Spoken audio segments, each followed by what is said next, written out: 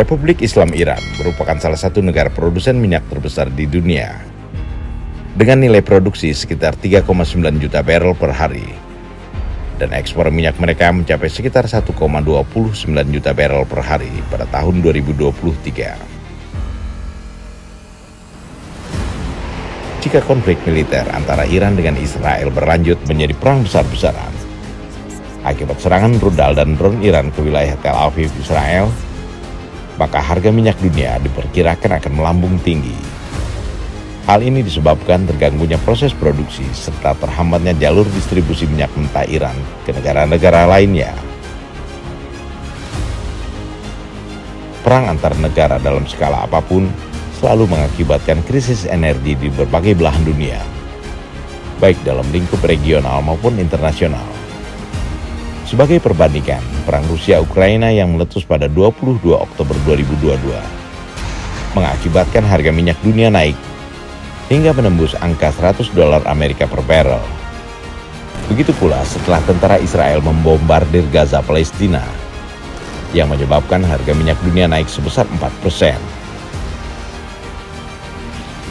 Melambungnya harga minyak dunia akibat perang di belahan dunia manapun, apalagi di kawasan Timur Tengah yang negara-negaranya termasuk Iran merupakan produsen minyak, tentunya akan sangat merugikan negara-negara pengimpor minyak, termasuk Indonesia.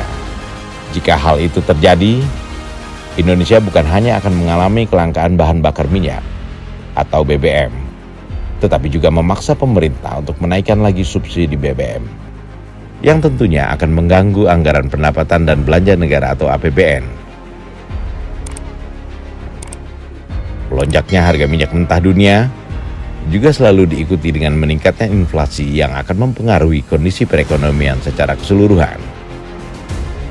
Terjadinya kondisi seperti ini sudah lama diperhitungkan oleh Menteri Pertahanan sekaligus Presiden terpilih Prabowo Subianto.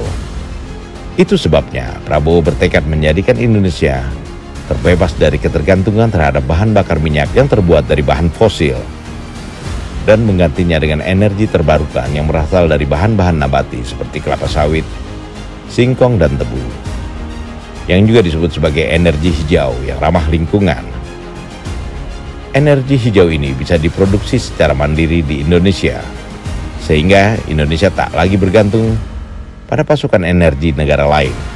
Bahkan pada gilirannya, Indonesia bisa menjadi eksportir energi hijau terbesar di dunia.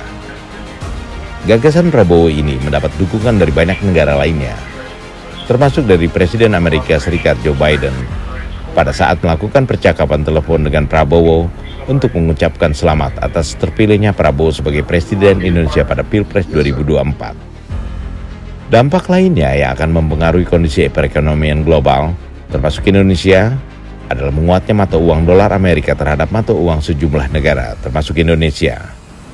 Para pengamat valuta asing memperkirakan mata uang rupiah akan jatuh ke level psikologis Rp16.000 per dolar Amerika jika konflik militer Iran-Israel terus berlanjut. Dan melemahnya mata uang rupiah terhadap dolar Amerika biasanya akan diikuti dengan melonjaknya harga-harga komoditas yang tentunya akan semakin menyusahkan rakyat.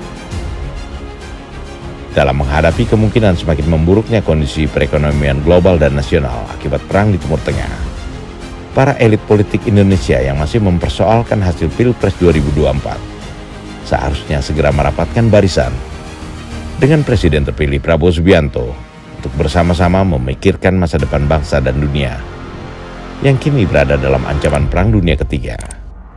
Prabowo sudah sangat sering mengajak semua pihak untuk kembali bersatu guna menghadapi kepentingan nasional yang lebih besar ketimbang mempertahankan ego sektoral, apalagi ego personal.